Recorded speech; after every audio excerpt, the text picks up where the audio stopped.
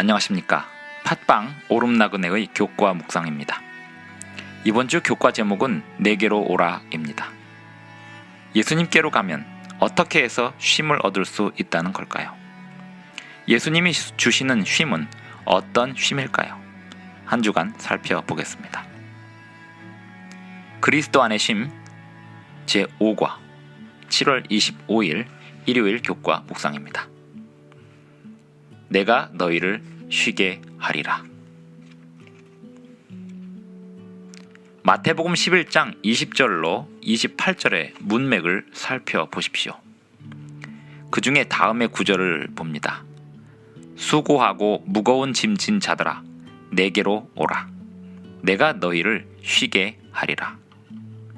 이 구절은 어떤 배경에서 진술되고 있을까요?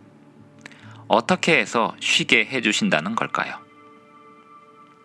누구나 그렇듯이 예수님도 맥락 없이 말씀하지 않으셨습니다.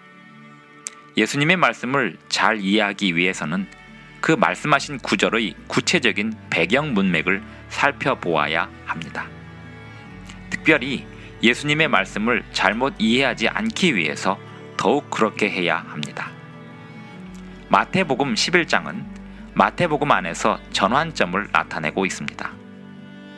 갈릴리의 주요 도시들을 향한 예수님의 강렬한 책망은 복음서에서 가장 가혹해 보이기도 합니다. 예수님은 그 도시들을 향하여 아첨하지 않으시고 아픈 곳에 손을 대셨습니다. 예수님은 세리와 죄인들 같은 당시에 손가락질 당하던 사람들과 어울리셨습니다. 예수님은 죄를 사하는 권능이 있다고 말씀하셨고 그 권능이 있다는 말씀에 당시 종교 지도자들의 심기는 불편했습니다.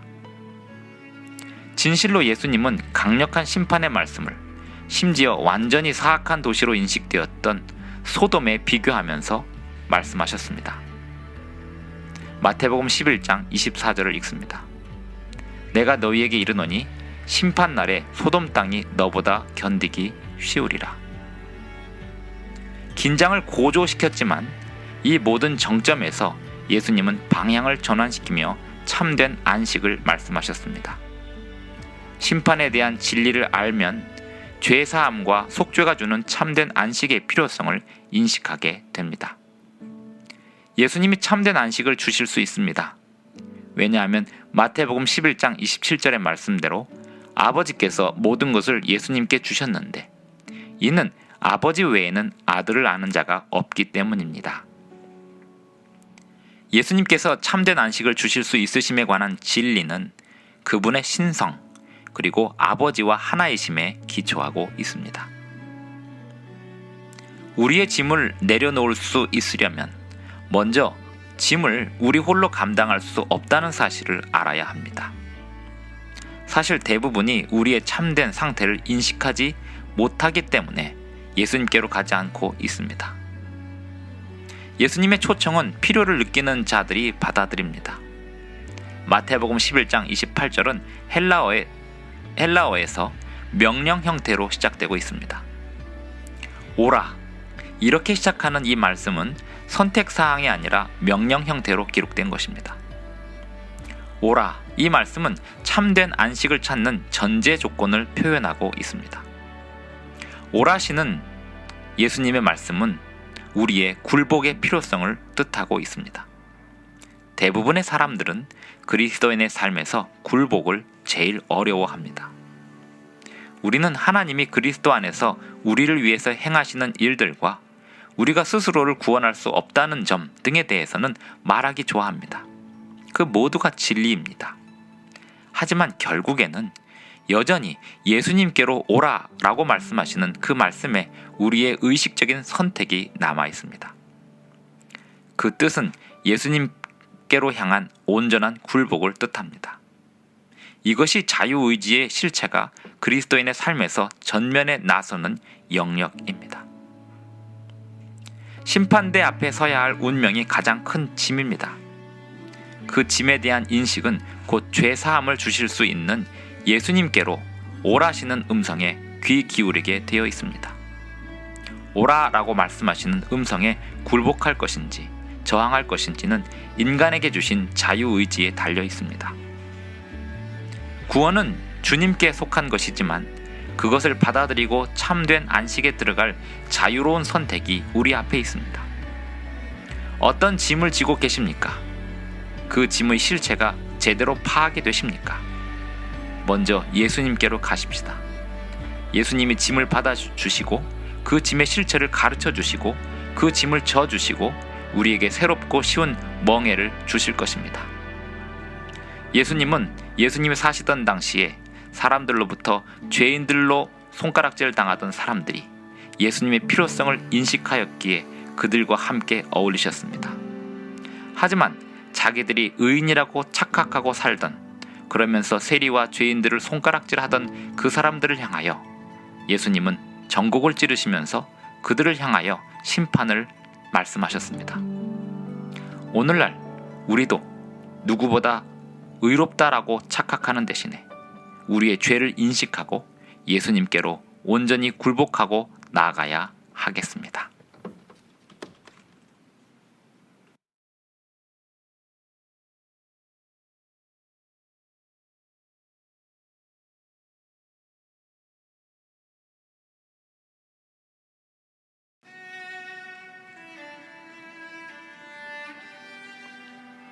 안녕하십니까?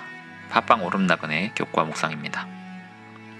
그리스도 안의 심 제5과 7월 26일 월요일 교과 묵상입니다. 제목은 나의 멍에를 메고. 마태복음 11장 29절로 30절을 읽습니다. 나는 마음이 온유하고 겸손하니 나의 멍에를 메고 내게 배우라. 그리하면 너희 마음이 쉼을 얻으리니 이는 내 멍에는 쉽고 내 짐은 가벼움이라. 우리의 짐을 예수님께 드리고 참된 쉼을 누리라고 하셨습니다. 그리고 말씀하시기를 나의 멍에를 메라고 하셨습니다.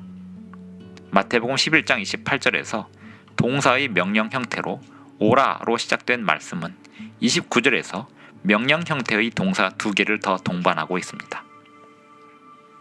메다와 배우다입니다.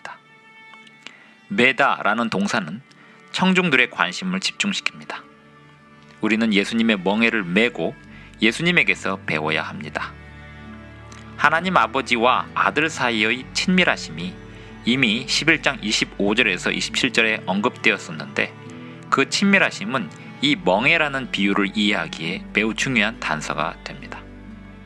아버지와 아들은 사람을 구원하기 위하여 연합하여 사역하십니다. 멍에가 복종의 상징이면서 동시에 하나의 목적을 설명하기 위한 상징이기도 합니다. 우리는 예수님의 멍에에 복종하고 우리 주위에 복을 전하기 위해 주시는 사명을 감당합니다. 우리는 단지 멍에를 운반하는 게 아니고 그분의 멍에를 맵니다. 그분의 멍에는 쉽고 가볍기 때문입니다. 예수님과 함께 예수님의 목적을 감당하는 것입니다. 두 번째 명령 동사는 배우라입니다. 예수님에게서 배우라는 말씀입니다. 헬라어 동사에서 배우다라는 동사는 제자라는 용어와 연관이 있습니다. 우리가 예수님에게서 배울 때 우리는 예수님의 제자입니다. 순종과 헌신은 제자의 특징입니다. 우리가 지고 있던 무거운 짐과 예수님이 주시는 예수님의 멍에 사이의 차이는 무엇일까요? 멍에는 유대주의에서 율법에 쓰이는 일반적인 상징이기도 했습니다. 사도행전 15장 10절을 보면 이 상징은 유대주의 율법에 대해 설명할 때 인용되고 있습니다. 읽어보겠습니다. 우리도 능히 매지 못하던 멍에를 제자들의 목에 두려느냐. 갈라디아서 5장 1절에서는 멍에가 예수님이 주시는 자유와 대비되는 비유로 상징되었습니다. 종의 멍에라는 표현으로 써서 구원을 얻기 위해 율법을 수단으로 여기는 오류를 지적하는 데 쓰인 것입니다. 그런 잘못된 멍에가 우리가 지고 있던 무거운 짐에 비유되고 있는 것입니다. 예수님의 멍에를 맨다는 것은 예수님께 매임을 말합니다. 이것은 순종과 그분을 따르는 헌신, 그리고 그분의 사명에 동참함을 강조합니다. 예수님께서 십자가에서 우리를 위하여 이루신 구원에 관하여 우리의 그 어떤 것도 얹으려는 시도가 소용없는 반면에 우리는 그분의 사자가 되어서 우리 주변을 향하여 복음을 증거할 수 있습니다. 율법에 대한 예수님의 해석은 산상설교에서 설명하신 것처럼 바리새인들의 해석보다도 훨씬 더 강력합니다. 영혼의 대수술을 요구하고 우리의 동기가 완전히 성화될 것을 요구하고 있습니다. 그렇게 하는 것이 예수님의 멍에를 메고 예수님의 짐을 지는 것인데 예수님의 멍에는 쉽고 그분의 짐은 가벼운 것입니다. 너희 마음이 쉼을 얻으리니 이 얼마나 놀라운 약속인지 모릅니다. 그 쉼을 경험한 이야기를 해보십시다. 그 쉼은 어떤 것인가요? 예수님과 그분이 주시는 구원의 선물에 집중함으로 우리가 참된 쉼을 어떻게 알 수 있을까요? 많은 사람들이 재정과 시간의 여유를 꿈꾸지만 예수님이 제공하시는 쉼은 그 어떤 재정으로도 시간적 노력으로도 누릴 수 없는 것입니다. 그리고 강력한 군주들이나 능력자들이 열지 못하던 문이 어린아이의 작은 손놀림에 쉽게 열리는 그러한 문 뒤에 펼쳐지는 것이기도 합니다. 예수님의 멍에를 메고 예수님께 매여 예수님에게 배우시기를 바랍니다.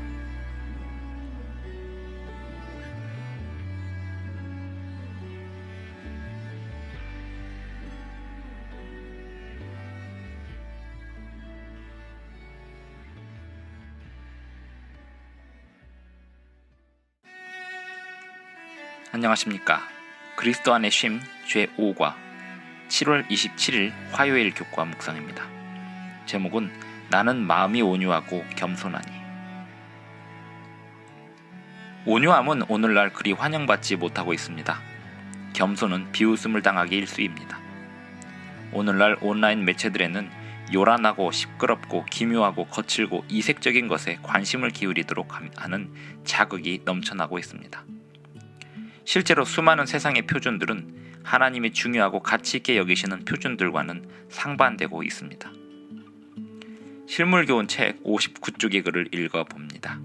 진리에 대한 지식은 사람의 지적 능력보다는 그것을 얻고자 하는 순수한 목적과 열렬하고 단순한 믿음의 여하에 달려있다. 겸비한 마음으로 하나님의 지도를 구하는 자들에게 하나님의 천사들은 가까이 할 것이며 그들에게 풍성한 진리의 보화를 열어 보이시려고 성령이 오실 것이다. 온유와 겸손은 어떻게 설명할 수 있을까요? 성경 베드로전서 3장 4절을 읽습니다. 오직 마음에 숨은 사람을 온유하고 안정한 심령에 썩지 아니할 것으로 하라. 이는 하나님 앞에 값진 것이니라. 사도 바울은 고린도후서 10장 1절에서 그리스도의 온유와 관용이라는 표현을 썼습니다. 온유와 겸손은 자기 입장을 견지하지 못하고 잘 속는 사람을 나타내는 말이 아닙니다. 예수님은 대립을 추구하지 않으시고 종종 그런 상황을 지혜롭게 피하셨습니다. 왜냐하면 그분의 사명이 아직 성취되지 않았기 때문이었습니다. 하지만 반대를 만나게 되어도 예수님은 담대히 대하셨고 친절하게 하셨습니다. 예수님의 십자가를 지시기 직전 예루살렘을 향한 탄식을 예로 들면 큰 소리로 저주하는 소리가 아니라 눈물 가득한 말씀으로 예루살렘의 비참한 미래를 예견하셨습니다. 신약 성경에서 예수님은 종종 두 번째 모세로 묘사됩니다. 예수님은 산에서 하나님 나라의 원칙을 선포하셨습니다. 기적의 음식으로 수많은 군중을 먹이셨습니다. 민수기 12장 3절은 모세를 온유함으로 묘사하는데 이는 마태복음 11장 29절에서 예수님의 말씀에서 반영되고 있습니다. 5,000명을 먹이시는 기적을 목격한 사람들이 놀람 가운데 이렇게 외치고 있습니다. 그 사람들이 예수께서 행하신 이 표적을 보고 말하되 이는 참으로 세상에 오실 그 선지자라 하더라. 이 말은 신명기 18장 15절에서 모세를 선지자로 묘사했던 것을 인용하는 말입니다. 예수님의 온유와 겸손은 확실히 모세에 대한 묘사와 연결됩니다. 궁극적으로 예수님은 우리의 거룩한 구세주이십니다. 모세가 백성들을 구원하기 위해서 중지하며 자신을 헌신하려 했지만 그의 죽음으로조차 아무것도 이룰 수 없었습니다. 왜냐하면 모세 자신도 자신의 죄를 담당해 주실 구세주가 필요한 죄인이기 때문입니다. 비록 모세의 생애에서 배울 점이 있기는 하지만 그에게서 구원을 얻을 수는 없습니다. 대신에 우리는 우리를 대신하여 희생하시는 구세주가 필요합니다. 중보자로서의 구세주뿐 아니라 대신 희생하여 대속하시는 구세주가 필요합니다. 중보사역은 중요합니다. 그러나 사람의 죄로 초래된 법적 책임으로부터 사람을 구원하실 분은 십자가에서 사람의 죄를 담당하사 죄의 삭슬을 치르신 하나님뿐이기에 하나님이신 예수님만이 우리의 중보자요 구세주이십니다.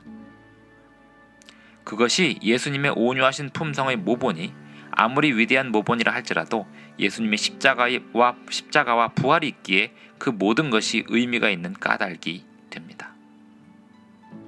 나는 마음이 온유하고 겸손하니 내게 배우라고 할 수 있는 사람은 없습니다.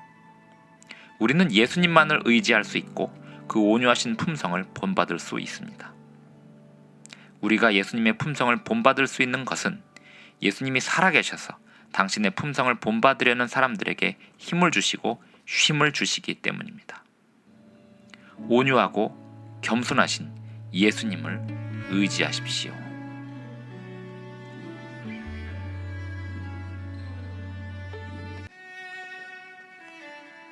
안녕하십니까.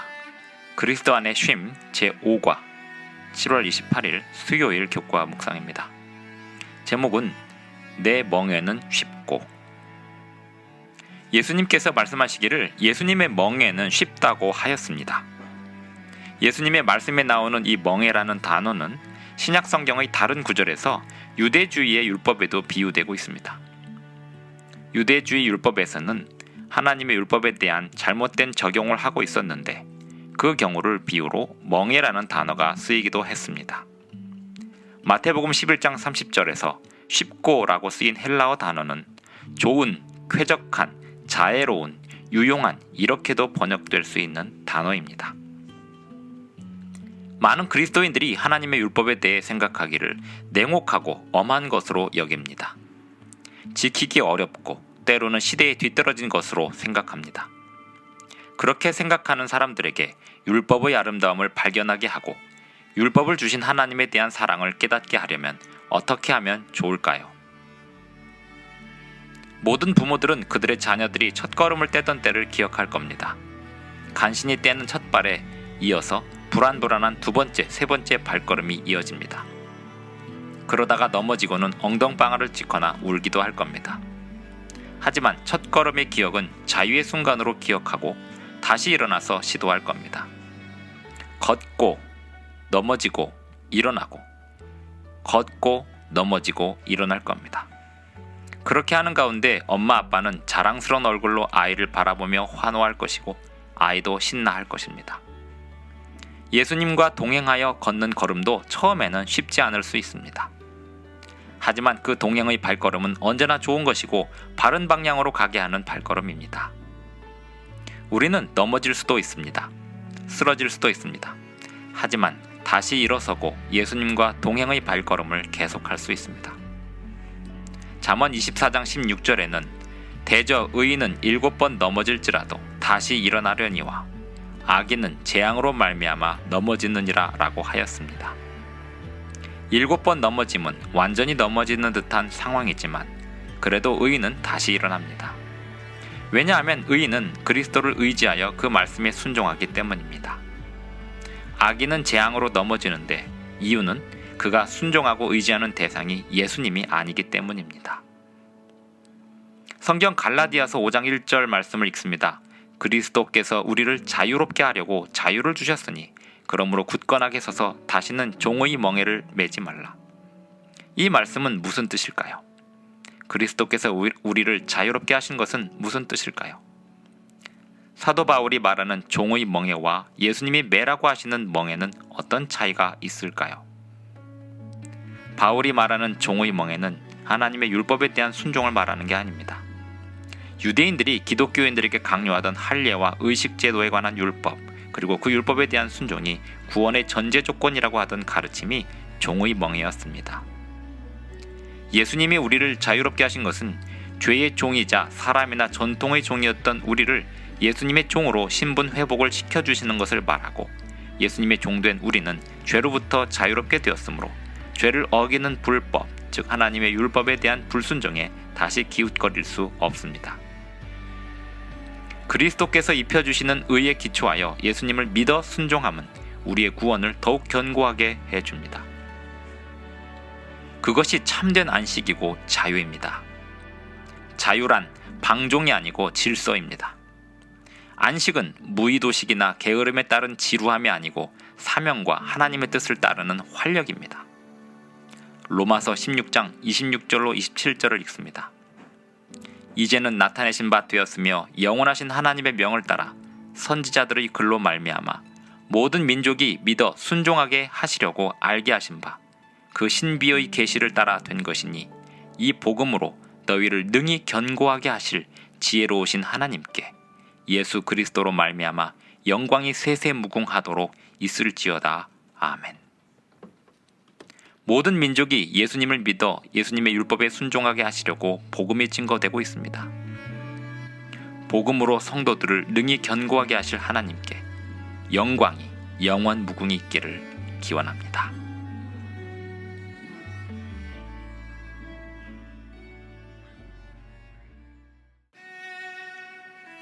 안녕하십니까. 그리스도 안의 쉼 제5과 7월 29일 목요일 교과 묵상입니다. 제목은 내 짐은 가벼움이라. 마태복음 11장 30절을 끝내시는 예수님의 말씀은 짐을 짊어지는 이미지를 포함하고 있습니다. 예수님은 이렇게 말씀하십니다. 내 멍에는 쉽고 내 짐은 가벼움이라. 모세가 이스라엘 백성들을 이끌고 애굽에서 나와 홍해 바다를 건넌 후 그의 장인 이드로를 만났을 때 매우 기뻤습니다. 출애굽기 18장 13절로 22절에서 그 장면이 묘사되고 있습니다. 그 장면을 성경에서 찾아보면 모세가 지고 있던 짐에 대하여 장인 이드로의 충고도 나타나고 있습니다. 출애굽기 18장 13절을 보면 사람들이 아침부터 저녁까지 모세에게 나오는데 모세는 하루 종일 그들을 재판하느라고 앉아 있었습니다. 모세의 장인 이드로가 이 장면을 보고는 모세에게 제안을 합니다. 제도를 만들어서 모세는 더 큰 일에 집중하도록 하고 그 대신에 다른 사람들에게 위임하여 일상의 일들을 처리하도록 하라고 합니다. 성경은 말씀하기를 모세가 이드로의 제안을 받아들이고 이 효율적인 변화를 시행하였음을 말합니다. 예수님께서 말씀하시기를 그분의 짐은 가볍다고 하실 때는 예수님이 바라시는 것이 있으십니다. 모든 짐을 짊어지시는 예수님을 우리가 의지하기를 바라시는 것입니다. 모세처럼 우리는 우리 짐을 나누어 질 누군가가 필요함을 알아야 합니다. 고린도전서 12장 12절로 26절을 보면 사도 바울은 그리스도의 몸으로 비유하면서 짐을 나누어 짐에 대하여 설명하고 있습니다. 모든 무게의 짐을 짊어질 수 있는 기능성 있는 몸이 필요합니다. 다리도 필요하고 팔도 필요하고 어깨도 필요하고 근육도 필요하고 힘줄도 필요한데 짐을 지기 위해서 필요합니다. 갈라디아서 6장 2절을 읽어봅니다. 너희가 짐을 서로 지라. 그리하여 그리스도의 법을 성취하라. 짐을 서로 지는 것이 어떻게 그리스도의 법을 성취하는 것이 될까요? 이 구절의 배경 문맥이 이 질문을 이해하는 데 큰 도움을 줍니다. 바울은 어떤 형제나 자매가 유혹에 넘어가거나 범죄하거든 우리는 그를 온유한 심령으로 바로잡아 주어야 한다고 이야기했습니다. 예수님이 말씀하신 온유함을 기억해야 합니다. 짐을 진다는 것은 울타리를 넘어간 사람을 도와 주님의 은혜를 다시 바라보게 하여 회복케 함을 의미합니다.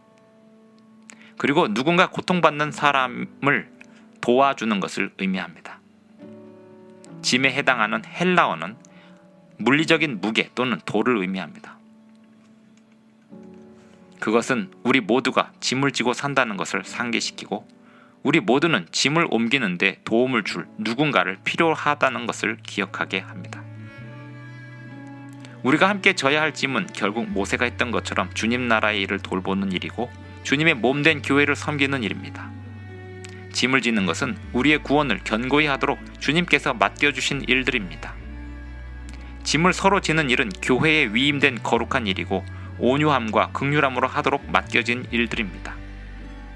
교회에 위임된 일은 교회 성도들만을 돕는 일이 아니라 복음이 필요한 모든 사람을 돕는 일입니다. 어려움에 처했을 때 누군가 우리의 짐을 함께 져주었던 기억을 살려봅시다. 짐의 무게와 범위를 많이 알면 알수록 그 짐을 함께 져준 사람들을 기억할 수 있을 것입니다.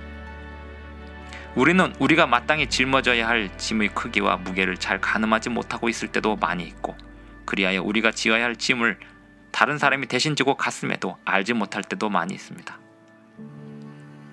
내가 안 해도 될 일이라고 생각했던 수많은 일들이 사실은 내가 하고 관여했어야 할 짐들이었음이 나중에 밝혀질 것입니다. 죄의 짐을 내려놓지 않는 일이 죄이지만 짊어져야 할 짐에 대하여 아무런 부담 없이 사는 것도 죄입니다. 예수님이 주시는 멍에와 짐을 확인하셔야 합니다. 그 멍에는 쉽고 그 짐은 가볍지만 결코 하찮은 짐이 아닙니다. 사실은 세상을 구원하는 매우 중요하고 가치 있는 일들이 그 짐들 속에 들어있습니다.